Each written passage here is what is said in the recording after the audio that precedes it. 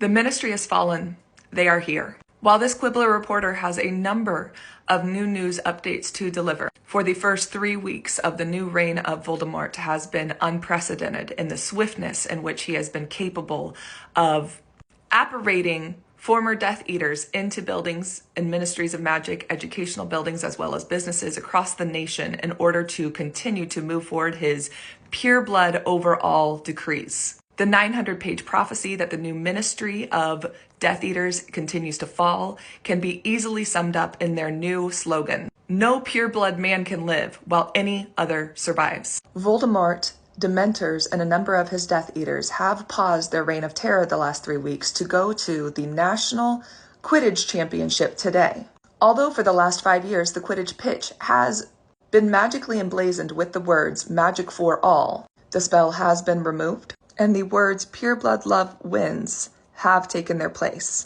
Those who remember the fear and the attacks of the Quidditch World Cup are told to be on high alert. The Weird Sisters are expected to make a halftime performance. Their recent award-winning and hit song, "Voldemort Has No Nose," has been added to a list of songs they are not allowed to perform in Voldemort's presence. But this Molly Weasley, reporting for the Quibbler, does have reason to believe that for those with eyes to see, many small acts of resistance will be taking place as Voldemort continues to attempt to show he is a noseless man of the people. For those needing to understand the real orders that are being written, that the Order of the Phoenix needs to understand, as well as the positions that these new Death Eaters are taking over and the very real consequences that has to all of us and our magical friends, please stay tuned. This reporter just really needed a chance to say that the Weird Sisters do have a song that is "Voldemort Has No Nose." Despite Hagrid's arrest and being sent to Azkaban, many continue to fight for the raids that are happening in the Forbidden Forest across the nation, utilizing these parties,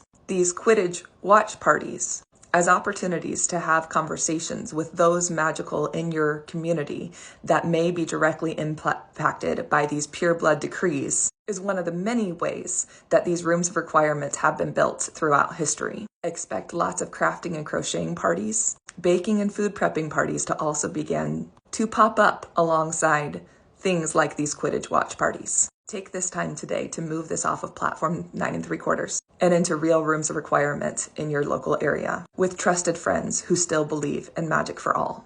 Despite Hogwarts: A History being on the banned books list, there are numbers of historical references and books that continue to live in the restricted section that allow us to see the parallels between what the Dark Lord is doing to those who reigned in darkness in previous times in our history. His playbook and his prophecy are not that original, but remember that equality will always look like oppression to those who believe in pure blood.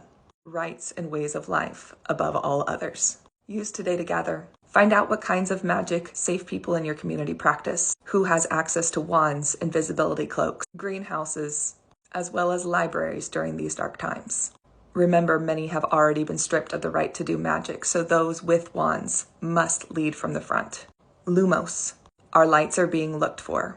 Our room of requirement continues to be painted with rainbows, and as safe members of the Order continue to show up at Molly Weasley's dinner table, I will make sure we all have fish food from B&J's as we find out how to get resources into those who most need safe flights out of Hogwarts before they are guaranteed flights to Azkaban.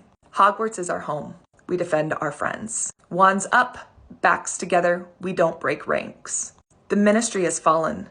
They are here. But I really hope today Voldemort's reminded he has no nose.